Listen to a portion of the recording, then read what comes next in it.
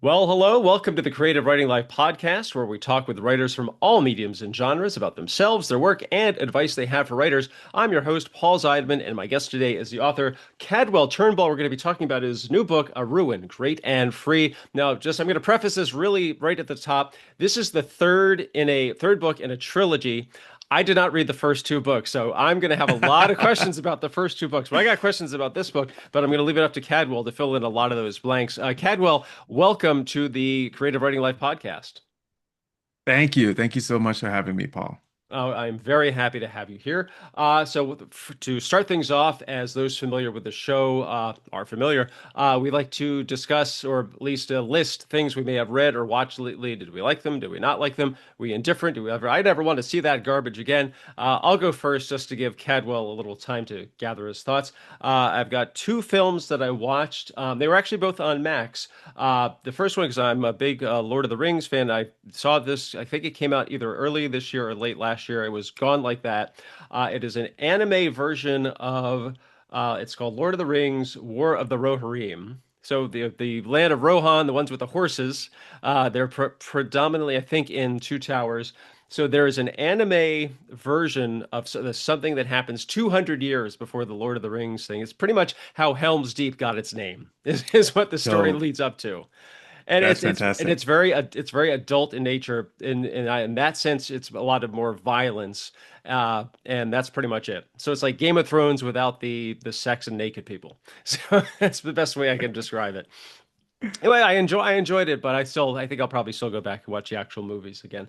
And I have the script on file. I haven't read it, but I heard it's really good. And I'd also wanted to see this. Also on HBO Max is The Substance, the body Mm. horror film with Demi Moore, and she got a Best Actress nod for it. I could see why. She does a fantastic job. It is a really creepy and at times very disgusting movie because of the body horror parts, but it's a great analogy slash metaphor about how women are perceived in society and definitely in Hollywood. And it's a very, I'm trying to think it's not minimalist, but it's a very unique take on the subject. And it's almost there's a lot of generic elements to it, like the big talk show is called The Show, and it's just it was interesting. I don't think I need to see it again, but I'm glad I watched it. But it does make me want to read the script, and I have that one on file, and I'm really looking forward to jumping to that. From what I understand, I think the movie's like 2 hours and 20, and the script might be almost a match in length. It might be like 140 pages, but the writer who also directed it, and her name escapes me right now, but I'm very intrigued to see how it reads on the page compared to what I saw on screen. So that's for The Substance. And that's it for me. So I'm going to toss it over to Cadwell. Anything interesting or not interesting or downright disgusting on the reading or watching front? Yeah, I really want to watch The Substance as well. I'm like a big fan of the younger actress, Demi Moore as well, but Margaret Qualley, Margaret I think is Qualley, her yeah. name. She does a great Yeah, job too. she's so good. And she did a movie that I watched fairly recently called Sanctuary that was really good. Okay. And so I would recommend it. It's kind of like, it's one of those like on TV it would be like a bottle episode. It all is set in one room and it's Sure. about this like really thorny relationship between two characters. And it's really an opportunity for them to just like do their best acting and play off each other. So that's good. That was a minute ago though. The things that I'm watching right now are K-dramas. Oh, okay. So I'm watching a show called Typhoon Family. It's about a business in the 1990s during they had like a financial crisis in South Korea. And so it's about their downturn, which is like while watching it, me and my wife keep saying like it feels very apocalyptic. Oh, Like wow. like everything's closing down, people are struggling, people are out of jobs, like it's like really hard. But the backdrop is the 90s. All of the stuff from the 90s is like really accurate. Hmm. And I mean, in oh, terms of like sorry. how it looks on screen? Yeah, like there's like a whole plot line about fax machines, Oh, wow. Of and course. waiting for the fax machine and not picking up the phone and answering the phone while you're supposed to be receiving Oh, faxes and man. all of this stuff, right? So like it doesn't feel like that stuff is just backgrounded. It's all in the foreground and it's all doing this really cool stuff. And then the other thing I'm watching is another K-drama called Ama, and this one's set in the 1970s, and it's Oh. about like it's kind of the vibe is very like blaxploitation. It's like funky, sexy 70s films, and like an actress from the 70s performing doing these films, and then she's like an older actress and there's a younger actress that's coming up that they're pitting against her, Hmm. and it's about them finding like commonality and a common fight together, and it's actually quite beautiful, and also does a lot of like referencing the past in this like in this way that's ultra specific that I really like. Okay, well, okay, so two quick questions. First one is, what do you think it is that you find so appealing about K-dramas? You know, I mean, I think that part of it is it's a thing that me and my wife can watch together. Like not Okay. everything I want to watch. I tend to watch very heavy dramas, and Anju thinks that they're all spirals and she doesn't really like spirals. But she tends to be able to tolerate it in K-drama form. And a lot of K-dramas are romances. And we both like romances and romantic comedies and stuff. We read romance books together as well. We like listen. Um, and so it's just one of those things that we do, for quality time, and then we talk about this stuff. And but since doing it, I have become like a huge fan of the K-drama generally. I lived in Korea for a year in my 20s. And so I suppose that's also a factor in there too. So it's like semi-relatable for you. Yeah, yeah. Sometimes when I'm watching it, I'm just like, oh yeah, I remember that. Okay. So like it's kind of cool in that way. Okay, and so the other question I have, and forgive me if you've asked this or dealt with this before, have you seen K-pop Demon Hunters? I have, it's awesome. I I actually, yeah, I because love my it. my daughter loves she loves K-pop. She also loves Korean food. But and so she was still at school when it came out on Netflix, and I was like, oh, it looks intriguing and it seems to be very popular. So I watched it and I did enjoy it. I also like that kind of animation, and I just thought it was a fun romp. But I was also totally blown away by like how much it's exploded. They have like sing-along versions in the actual cinemas, and apparently like the three leads are like it's a big Halloween costume, or all three of those are big Halloween costumes this year. So it's amazing to see how much of an impact that has had, especially on U.S. culture. It's been wild. I really love the soundtrack. And so like even though I've only watched it once, I probably listened to the soundtrack like, I don't know, a dozen times or Wow, something. and that's apparently done well on, or at least, and if not the soundtrack, I think some of the songs have done well on the actual music charts too. Yeah, it's been huge. Hmm. Well, that is enough about about Korean entertainment. Let us now talk to Cadwell Turnbull. We're going to be talking again about his book, A Ruin, Great and Free. I'm going to read the about the author page, which is in the book itself. Cadwell Turnbull is the award-winning author of The Lesson, No Gods, No Monsters, and We Are the Crisis. His short fiction has appeared in The Verge, Lightspeed, Nightmare, Asimov Science Fiction, and several anthologies, including the Best American Science Fiction and Fantasy 2018 and the Year's Best Science Fiction and Fantasy 2019. His novel The Lesson won the 2020, I hope I'm saying this right, Newcomb Institute. Is that right? Yep, Literary yep. Award in the debut category. The novel was also shortlisted for the VCU Cabell Award and longlisted for the Massachusetts Book Awards. His novel No Gods, No Monsters is the winner of a Lambda Award and was a finalist for the Shirley Jackson Award. Turnbull grew up in St. Thomas, U.S. Virgin Islands. Cadwell, let's start a little bit talking about you as a writer. I mean, how did you get your start? Were you always a writer? Were you a voracious reader as a child? This is something that kind of came to you a little bit later in life. I was not a voracious reader as a child. I'm actually quite embarrassed because all my, favorite authors have stories about like going to the library and checking out a bunch of books. I hated books as a kid. You're not the first to say that. Don't worry. Yeah. I watched a lot of TV. I watched a lot of TV and film, and I watched a lot of TV and film with my mom, actually. I guess this is like a theme for me, like this kind of communal engagement with media. Sure. And my mom was very into Star Trek. And though I didn't watch the TV show as a kid, I used to watch all of the movies. She had like all the VHS tapes for the films, mostly the next gen stuff. And Okay, I was about to so ask that.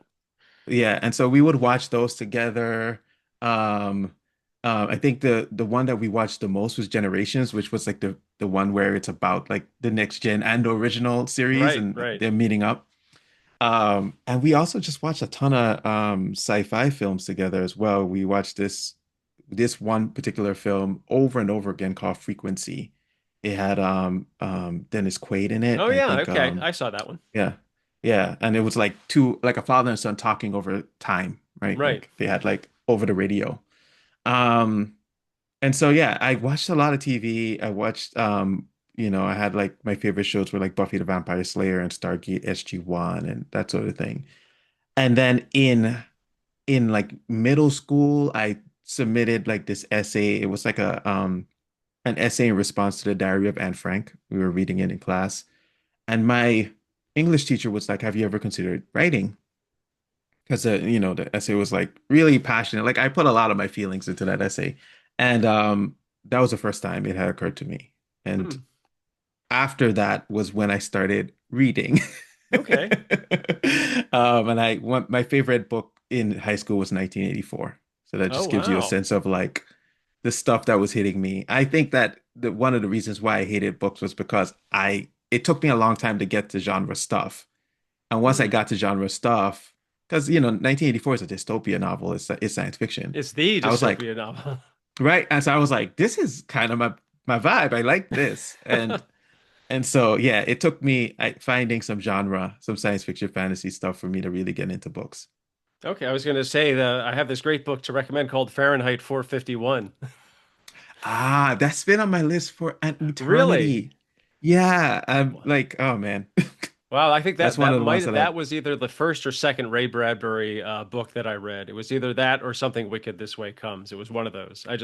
But those two made such an impact on me, and it's I can see why, especially reading 1984, that that dystopian landscape, why that would just really jump out at you and grab you.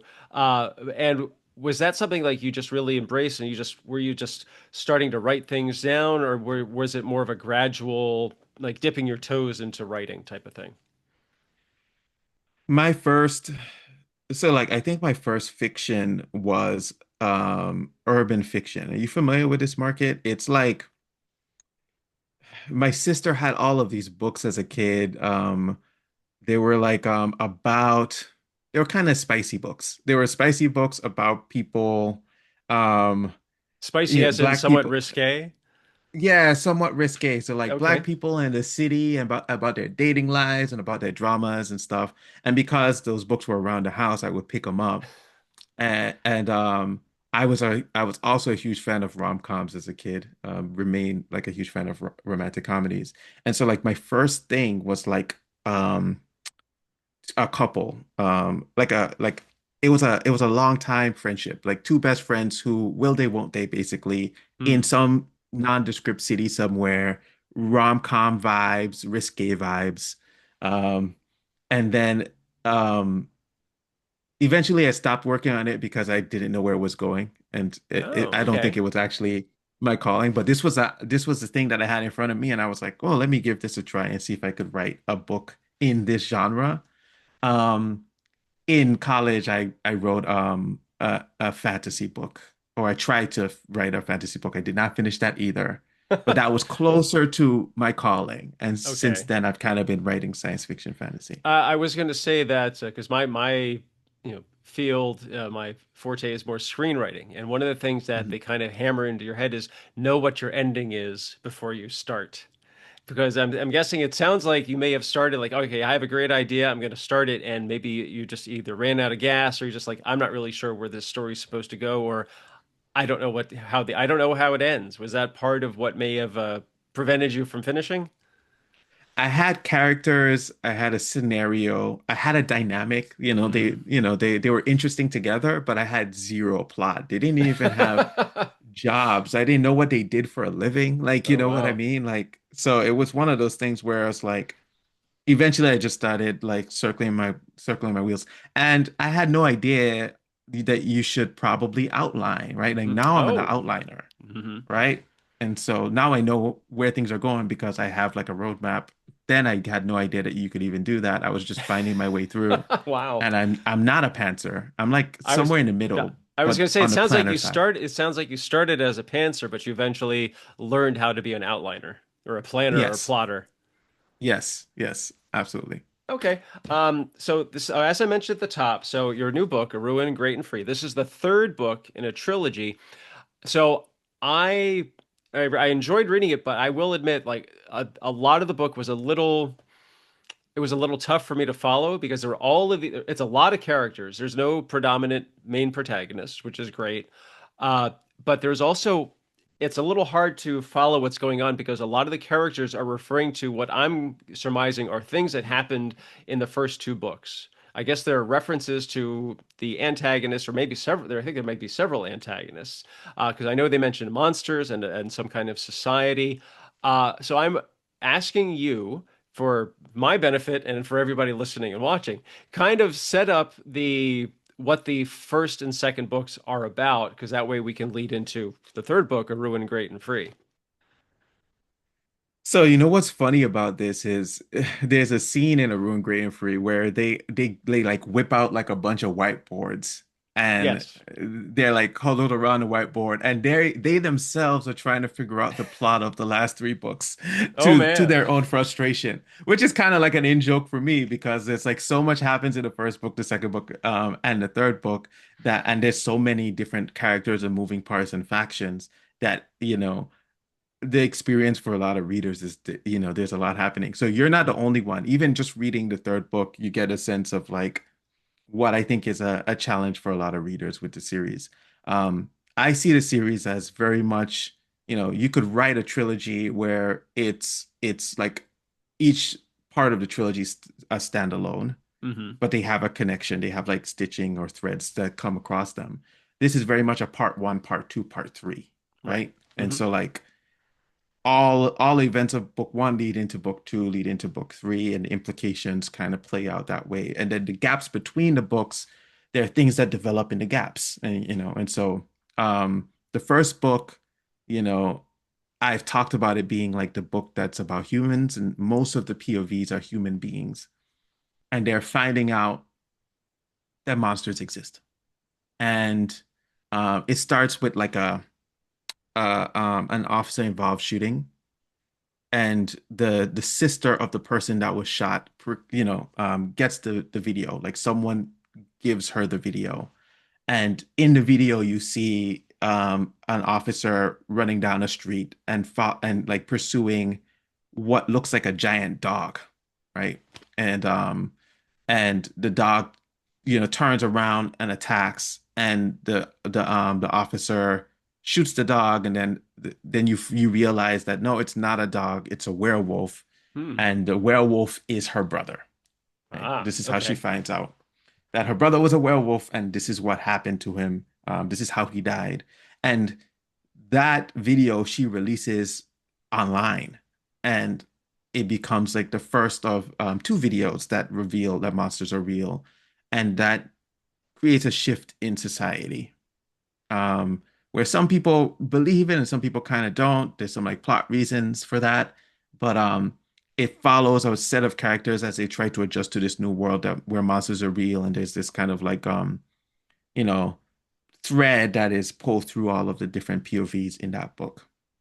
And it ends with, these different characters in their separate lives forming small groups with each other. So there's one group is formed, and then there's another group that's formed that's a separate group. And in the second book, it follows those groups, and those groups become the protagonists. And then by the end of that second book, um, they meet up and they form this like intentional community called Moon. That's Hmm. kind of like a monster haven between monsters and human beings.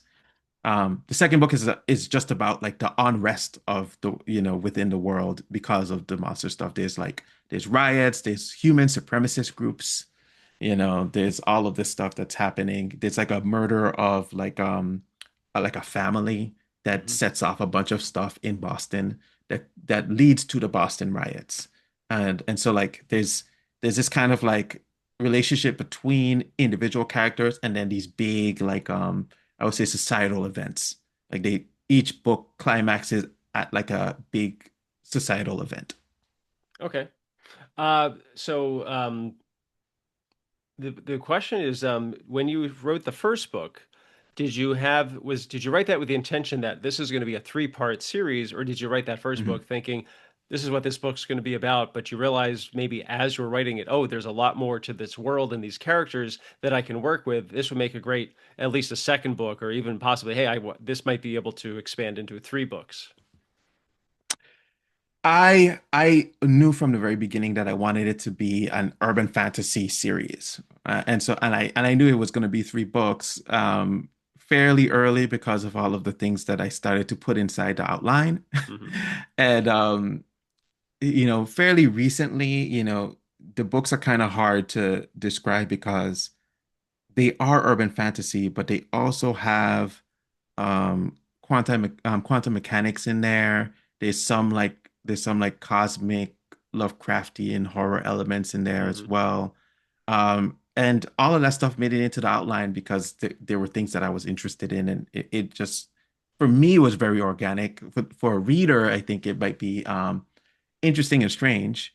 But lately, when I talk about the series, I describe it as Buffy the Vampire Slayer meets The Wire, Oh, just to okay. give you a sense of like this is about like a lot of people in community. It's about perspective. It's about like a moving camera. It's about society. And then the Buffy stuff, it's about like all of the, these fantasy like these preternatural creatures from popular culture and folklore and all the stuff that goes bump in the night and how those things affect society. Sure, sure. That's what I wanted to mention. That is one thing is I definitely noticed. It feels like there are a lot of genres being represented. I mean, you talked about urban fantasy, and there's also like elements of sci-fi, the supernatural with the monsters, and there's the vampires come into it too. But also you have elements of politics and metaphysics. That it's just a whole lot to take in, but I think you do a really good job of kind of laying it all out, but you don't overwhelm the reader with it. But there is a lot to take in. Was it challenging for you to like know when to dial it back or know when to like I'm going to really lean into this aspect of the story? I actually tend to have the opposite problem where I dial it back too much and Oh, then I have to dial it in, I guess. Um, sure. so I tend to assume, and it's kind of hard, with writers because they're so, intimately connected with the work itself. They sometimes aren't, and I'm just going to speak for myself. I'm not always sure like how much of this needs to be translated to a reader because I really like mystery and stories. Hmm. I was a huge fan of Lost when it was out on TV. And so like for me, it's like really important to have mystery boxes and kind of figure out things as I go as a person that engages in media. And so I try to put those puzzles in my work as well because I think like other readers would like that too, right? Hmm. Sometimes I have too many mysteries and then I have to and then the active revision is like, okay, it's okay to just say this flat out, like reveal this one thing Okay. so that people can understand what's going on and people have things to hold on to for when they do hit up against the mysteries that I want to keep mysterious in the books. Okay, so that leads to another question, but I want to go to the one I had before it, and you touched on this a bit. So you did say that you outlined it, because I was wondering how much of it was extensive outlining. Was it kind of like, I'm going to see where the characters take me? And I guess the big question is that how long did it take you to write this book, Ruin, Great and Free, along with the whole trilogy? Were you able to just like crank it out all in one big stretch? Or was like, okay, I'm going to work on the first book, but I also had jotting down ideas for books two and three, or was it just kind of all over the map? It took me 6 years in total. Um, the first book took me 2 years from beginning to final editorial Hmm. process. The second book took me a lot. It took me like 2.5 years because I was teaching at the time. I was a Ah, faculty at creative writing faculty at NC State, and so like I was juggling being a full-time faculty and also writing this second book in the trilogy. And so that took me a bit longer. And because of that, because it took me a bit longer and I had to ask for some extensions, this third book was shorter. Hmm. It took me like a year and a half to write the third book from Do you beginning to do you end. think the third book was the shortest time to write because excuse me, you had a lot of the character, everything was already established. Now it was really about tying things up, tying up loose threads or wrapping up subplots or just figuring out this is where the characters are going. We've already seen their journey, but now it's all about how they finish things. To tell you the truth, it was because I had to make up what I the contract. It was the contract. It was the deadline. Okay. Um, because I didn't want to push the third deadline because I had pushed the second deadline like twice. Hmm. And so because I didn't want to push the third deadline, I was like, I'm gonna keep it exactly where it is and try to finish this book in a lot of time that I have left. And I had stopped teaching. I wasn't teaching full time anymore. I was just teaching part time. And so it gave me more space and more opportunity to just like, spend significant, time on the third book. I think the Okay. third book in a lot of ways was harder to do because of all of trying to tie up all those threads. But because I didn't have a ton of time, I Hmm. became less precious about it. So I just made decisions and stuck with my Okay. decisions. So it Yeah. was for the benefit of the author rather than the benefit of the story and the characters. Yeah, yeah, yeah. Okay, that is totally understandable. I wanted to ask, especially you can apply this to all three books. Did you ever feel at times, this storyline isn't working the way I want it to, or something doesn't feel right about this, or even, oh, this character would do this, and then you'd have to go back and maybe to a certain point, or even to square one and start things over? Or did it all just kind of, were you able to map it out, just figuring out, okay, I know exactly where I want to go, or were there a lot of, or even just a handful of revisions, big or small? So yeah, I definitely don't want to give the impression that like I wasn't being very careful with the characters and the story in the last book. My process is to revise a ton. And so I would say each book I probably revised 12 times by myself Wow. before Before the editor got um there. before the editor got there. And then like Wow. another six times with the editor. So like I tend to revise and revise and revise until I describe it until like everything feels set. Like I feel like everything is like in its right place and nothing's bumping me. That's a Hmm. moving target, right? Like I can return to like I've returned to No Gods, No Monsters. I still love that book. I'm still very proud of that book. But there's certain things I'll find in there that I'm like, oh, I've grown a little bit as a writer. I wouldn't do it that way anymore. But yeah, I tend to revise until everything feels right. Okay. Oh, I like that. One of the things I also noticed that there are a lot, especially in Ruin Great and Free, there are a lot of different writing styles. You have first person and third person, and there's even I think one or two chapters that come across as stream of consciousness type of thing. It's just like the internal monologue of the characters. How did you decide which style to use for each character? Or I'm sorry, which for each chapter? My mistake. So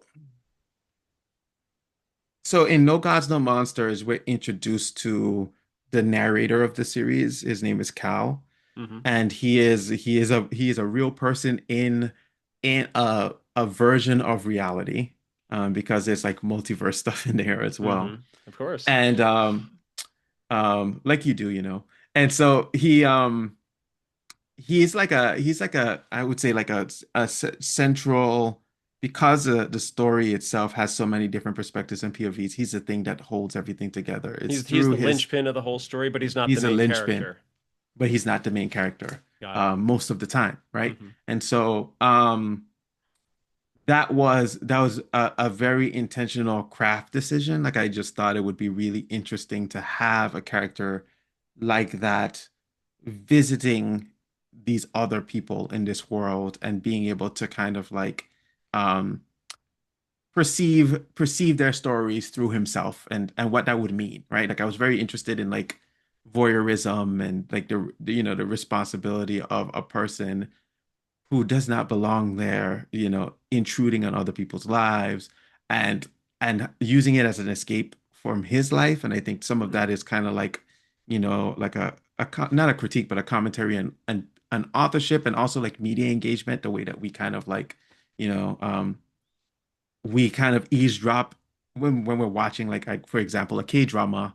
Hmm. These people, right? They're not real, but like we have we have this interest or this investment as, culturally in kind of like seeing other people live out their lives and gaining something from it. And so that was part of the series. And then like I established rules. So the narrator is the only I unless, and this happens in A Ruin Great and Free, he's talking to someone and we're getting their conversation with him. So all of the people in Arun Great and Free that use I are talking to Cal. We're just not getting Cal's perspective on the page. Okay, well, okay, that is a lot different than what you usually see, because sometimes I guess it depends on which perspective it's told from, but usually Yeah. sometimes you'll get the reaction, the writer will put in, and Cal thought to himself such and such in response, but we don't get that. Yeah, we don't get that in those scenes because um there's something going on with Cal on this like this metaphysical level Hmm. that's preventing him like his like frequency is off, so we're not getting to see him on the page.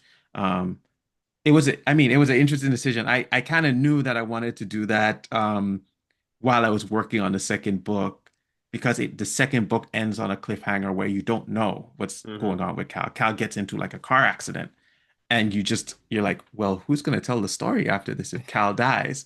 And so for half of the book, Cal's not even on the page until he suddenly is on the page. Like I said, a lot of this stuff makes a ton more sense in the flow of the rest of the series. Oh, sure, sure. But yeah, it was a decision I made. Yeah. Okay, no, I totally get that. And while we are talking about characters, that we mentioned this earlier in the program, there is a significant amount of characters, but there's no predominant protagonist, just a lot of separate and interconnected storylines. So, was it challenging to you to A, keep track of everybody, B, map out all of those respective storylines, and C, know when to keep them separate from each other or when there was an opportunity to have those storylines intersect or interconnect or even run parallel to each other? I know there's a lot of questions to take on, but address them at your convenience, and I can repeat them if you need me to. Yeah, I mean, so one of my favorite novels is Station 11 by Emily St. John Mandel. Okay.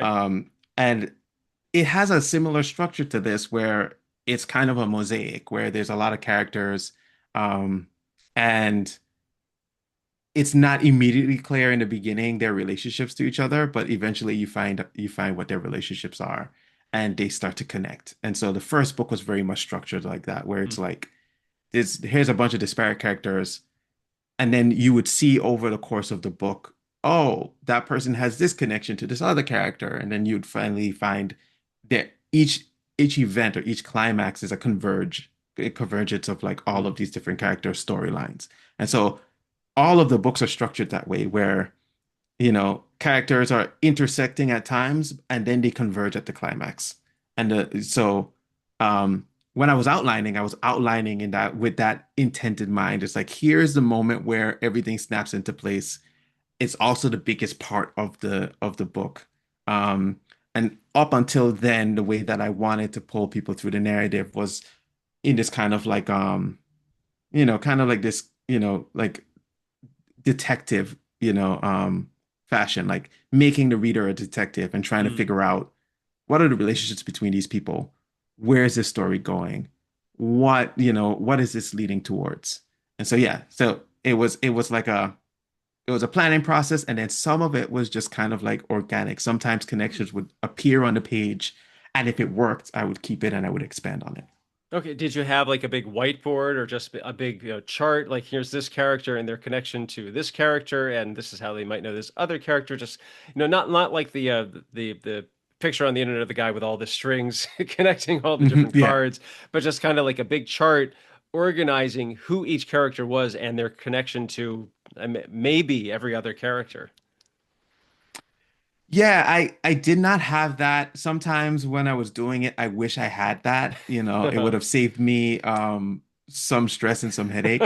But um I what I did have, I mean, what I did do was in my revision process, part of what I'm doing with revising so much, the sun is doing like a Yeah, crazy I was thing gonna right say now. the lighting there is fantastic. Yeah, the sun, as we're talking, the sun is moving across the sky, and now it's like cutting through the blinds in an interesting way. I was saying, part of what I do in revision is I'm trying to figure out what what the relationships are, what what is true.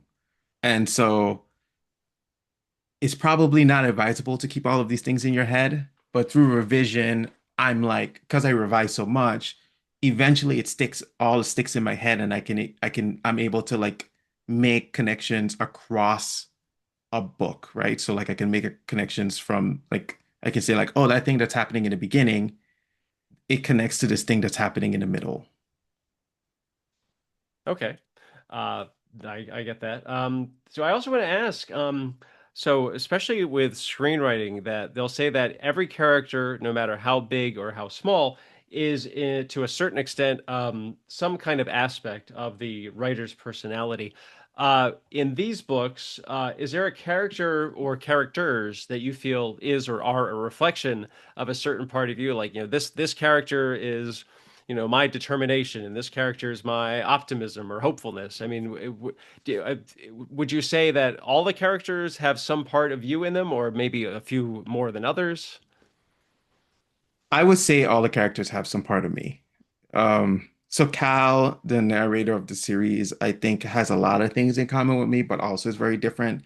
But there's a character in the series whose name is Dragon. Hmm. He's a dragon shifter, Right. and he represents, in some ways, like my inner child. Like, like there's things about the way that Dragon sees the world that reminds me of me at that time and place. There's a curiosity to how Dragon sees the world. There's a confusion in the way that he understands how the world works. Hmm. And it reminds me of when I was growing up and strange things would happen around me and I just didn't understand what it meant. And so like in that sense, I'm channeling him. Um, every character, you know, represents something that I'm thinking about or something that I'm struggling with or something that I'm beginning to understand. And they are themselves as well, right? They're individuals, right? And all these characters are very different from each other. But they I would say that when I'm writing, I'm definitely pulling from my own experience and my own psyche. It's not like a very intentional process, but when Sure. I go back and read, I'm like, oh, okay, that's something I can see the connection there. Well, on that note, would you ever find yourself thinking, okay, this writer or this character is a reflection of this part of my personality, but maybe the more I think about it or the way this character has developed, that maybe something about them is a little different, or you realize, oh, actually, this character would work better if they were the total opposite of what I have them now. Um, I not exactly, but I think that my understanding of characters change over time, right? Like Hmm. I'd say this with, for Dragon especially. I think that my understanding of who Dragon is has changed over time. And I think that like that process of discovery is interesting. Like I sometimes think I understand who a character is and what they're trying to do, and then they Hmm. surprise me by being invested in something else. And I try to not get in the way of that. So like if a character is transforming and changing, I try to let that happen. Uh-huh. That sounds very woo-woo, but like Oh um no, not at all. Not at all. Because yeah. we sometimes, like we talked about this a little bit earlier, that sometimes you need to let the characters tell you, the writer, where they want to go or what they plan to do or how they think things should go. And it's not woo woo at all. It's very much a writer's thing. Right, right. And it leads to less regret, I think, if you kind of like get out of the way.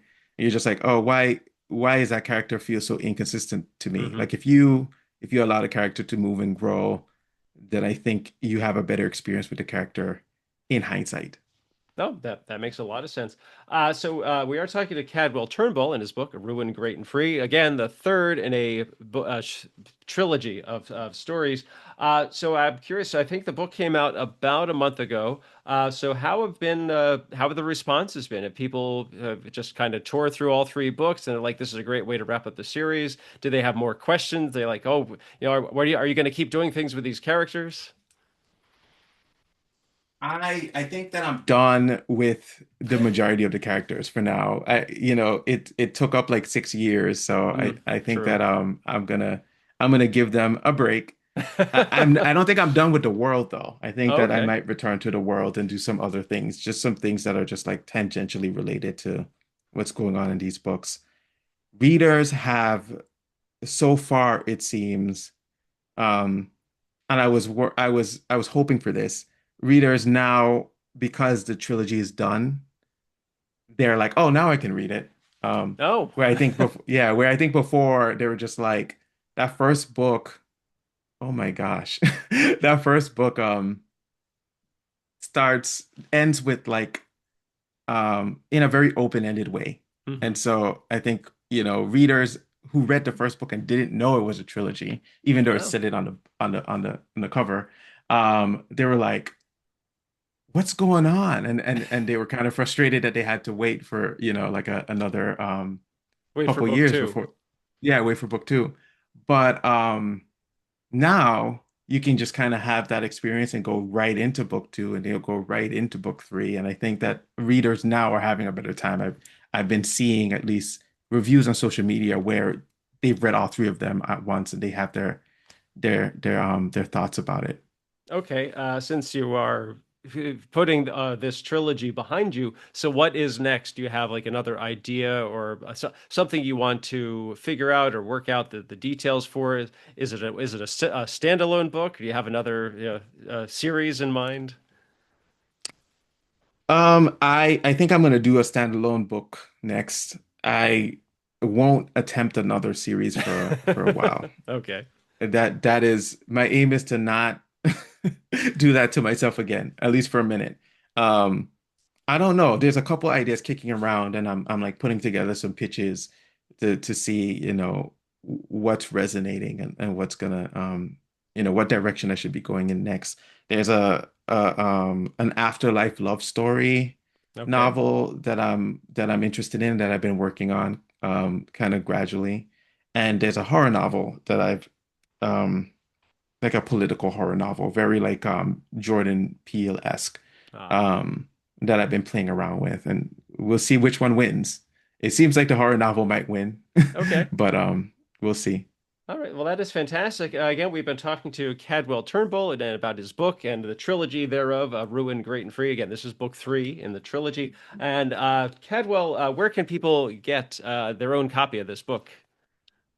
You can get it at your local indie, if you like. You can get it at Bookshop. It's also available on Amazon and Barnes and Noble, wherever you get your books. Okay. And where can people find out more about you and all of the books and stories that you have written?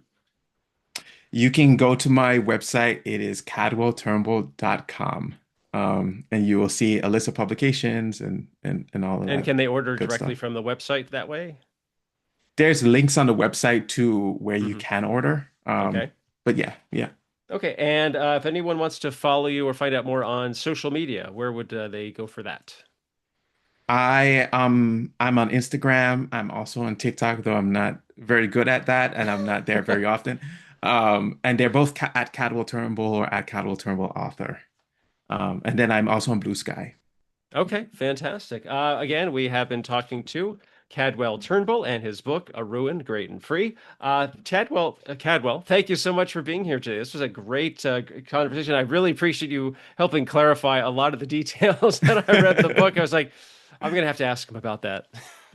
I was so curious how this would go because I've never actually had someone not read the other two before.